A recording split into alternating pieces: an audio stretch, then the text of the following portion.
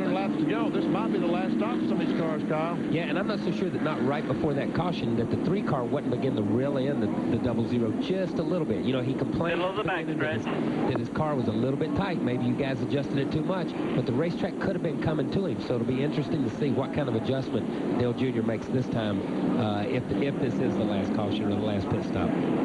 They are only allowed to change 2 sets of tires. You still have plenty of room now. Come on. We're going to get 4. Here they come. You still have plenty of room. 45 miles an hour is the speed limit down pit road. Bill Weber, they're headed toward you. And they tiptoe down here all the way toward turn 1. Triple pitch, 00, Buckshot Jones, then Earnhardt, then Elliott Sadler. Watch to make sure Earnhardt gets in his pit. He's okay. Extra man across the wall to clean the windshield. Right side tires going on. The shirt is left. They'll make a chassis adjustment on the 3 and on the 66. Now they'll come around to the left side tires on the 00 and the 66. The 3 took a little longer on the right side, still working on the right front. That's going to cost them some precious time. Now working on Buckshot's car. Looks like Elliott Sadler's going to be the first one out. Followed by Tony Stewart at the 17. Go hard. Buckshot is down. Earnhardt's car continues to flounder off pit road. They work on the left rear. 3 cars on the ground. He's away. And that's what we mean by track position, folks. Dale Earnhardt had trouble on the right front and sat there for way too long and lost several positions because of it. What happened on the right front, Kyle? Did you see? He had a gun broke. As soon as he went down to his knees and hit the first lug, the gun broke. He pitched it across the hood. It just took an extra 4 or 5 seconds to get another gun over there. Wow. We'll take another break here under caution. Bristol Motor Speedway, the Moores Stacks 250 for the Busch Series Grand National Division here on a beautiful Saturday afternoon. ESPN Speed World is here for lots of racing action for you at Bristol Motor Speedway. Later today on The Deuce at 6 o'clock, it's happy hour. Tomorrow, RPM today on The Deuce at noon. A simulcast of NASCAR today at 12:30. And then the Food City 500 NASCAR Winston Cup race is at 1 o'clock Eastern Time tomorrow afternoon. Let's go to Bill Weber, who has more on Dale Earnhardt Jr.'s problem during his pit stop. I've got a pretty ugly picture for you here. The lug nut stuck in the turret here. The lug nut just got stuck in there. They couldn't pry it loose, so Kyle spotted it. That was their problem. Cost them a lot of time and track position. So that's the ailment the 3 bunch had. So they've had 2 pit stops here at Bristol after the pole winning run. They've had a little trouble on both of them. That's another learning experience for some of these young guys here at Bristol.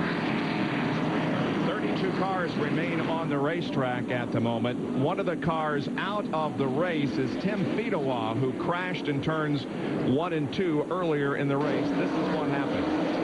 Watch as the left front wheel just leaves the car. Just broke off, left the car, and left Fedewa go straight in the wall. Now he's going to go down and hit the inside wall. Bam. Now watch the tire. It's chasing him. It's chasing him. I got you. Sure enough, it's got him, Ray. Well, it sure did, Benny, and you can see right here, this is the spindle that came off the Kleenex car, and it is totally busted. That's what happened. Now, the base motorsports team is down here working very, very hard to try to get that car back in the race, but the problem is here at Bristol, the laps click by so quickly, and we have less than 100 laps to go before this thing's over. Indeed we do, but we are back to racing now. Elliott Sadler is the leader of the race. Tony Stewart is second, followed by Matt Kenseth. 4th position is Jones, and 5th is Elton Sawyer. First 3 cars right together. Matt Kenseth and Tony Stewart, that reminds me of Rockingham. Doesn't it remind you of Rockingham? It sure does. They had quite a slugfest on the final lap. Kenseth coming out the winner, and they're running right together again. Look at the pit summary. Dale Earnhardt Jr. came in second, and because of that problem with the gun and the nut, he ends up 11th coming out of the pits. And with just 100 laps to go, or less, about a little over 90 laps to go, it's hard to imagine Earnhardt Jr. being able to work his way back to the front. That's not to say he can't do it. It'll be quite a drive if he's able to make it. Stewart and Kenseth still nose to tail out there.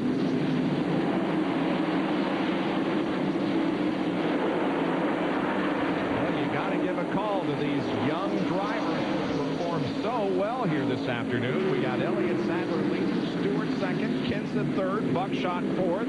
I guess the old man in this group is Elton Sawyer. Probably is.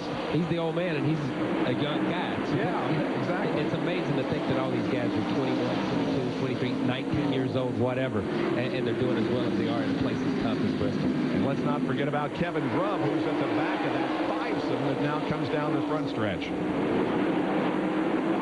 Tony Stewart was running ninth when that caution flag waved. He made a pit stop. The rest of them came out running second. I talked to some of the pit crew, Tony Stewart's pit crew this morning, and they work about 3 days a week, making sure their pit stops are up to par. And they perform well. Oh, some contact, more contact. All this from the Pennzoil copter cam. They're following these cars around the racetrack, and we're seeing some bumping and banging as usual. Now here's Kenseth to the inside again. He's been trying and just can't pass Tony. I think Tony's holding him up just a little bit in the middle of the corner. Matt gets a good run in, but he just like before, he can't get far enough up on him to take the line getting in the corner. Buckshot's getting impatient. Elton's getting impatient. These guys... Because as you can see, and when they sprint to the right shot... Elliott Sadler has checked out on these guys. Yeah, he's loving this. Elliott is loving this.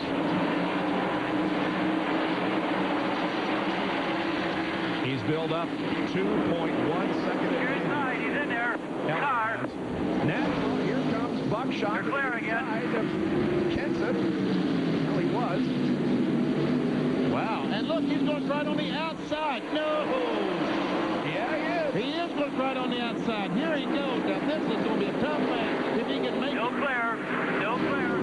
He could get himself caught up there and lose several positions, but he's going to try to get the spot away from Tony Stewart.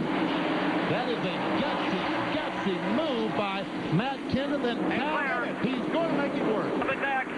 There you go. Impressive. You think these guys had 100 years experience driving here and making moves like that. That's an incredible move at this stage in the race. He's the first guy I've seen pass any of the lead cars on the outside all day long. Bill Weber. Well, this is working very well for Elliott Sadler. As you pointed out, they wanted that car to run in some clean air. That's why they were so happy with their fast pit stop. They needed him to get out front to find exactly how that car is going to handle. They took some light out. They made the air pressure adjustment we talked about. If he stays in that clean air, he's going to be okay. And the further he is, Benny, the better he feels. Buckshot spinning after contact with Stewart. Get her started back up. The caution's out. Get her started back up. He's got to go or he's going to get lapped. He's got to go. Gotta go. 66. Gotta go. He's coming outside you right now. Gotta go. And he's going to make Get on that racetrack. You gotta beat him back. Yep, he's going to make it. He's lapped. He got back, but he's lapped now. Elliott passed him going down the backstretch, I think. I could be wrong. You can't let somebody pinch you off and spin yourself. You'd have been better off letting him go. Well, some words of wisdom there from the spotter. Buckshot knows that now. It's a hard lesson to learn, though. Believe me, having a car as good as Buckshot's car is, and being that impatient, it's a hard lesson. Here's what happened to bring out our 7th caution of the race. 44, Tony Stewart, the shell car. 00 Buckshot. Here, Buckshot is going to try to get under him. He gets that nose. He starts under him. There makes some contact right there. Now, look at Buckshot on the apron of the racetrack, and the apron is only banked about 15 degrees. Not enough. He loses the back end as he tries to pass Tony Stewart. I tell you, he's lucky he did hit the inside wall. Kyle, what do you see? Yeah, it's the same thing. He gets in there. He's just the lane opens up, but he gets into him just a little bit, and they drive back down across the apron, just like you say. De-wedges the car. It gets loose coming up out of the corner, and it's just a little bit, just like his spotter said. You know, he'd been better off to let him go and get another run at him at another time. Now he's sitting here, fastest car on the racetrack, a lap down. One more shot. Good job by Elton Sawyer here and the others to avoid Buckshot after he did spin. And there you see the contact. And there you see Buckshot on the apron. Half the car was on the apron, as Kyle said. When that left front goes down, it de-wedges, and around he goes. And luckily, he did not go back across the racetrack because it would have been a mess. Yet another crash here at Bristol has brought out our 7th caution flag of the afternoon as Buckshot Jones spins coming out at turn number 2. Elliott Sadler is the leader with 173 laps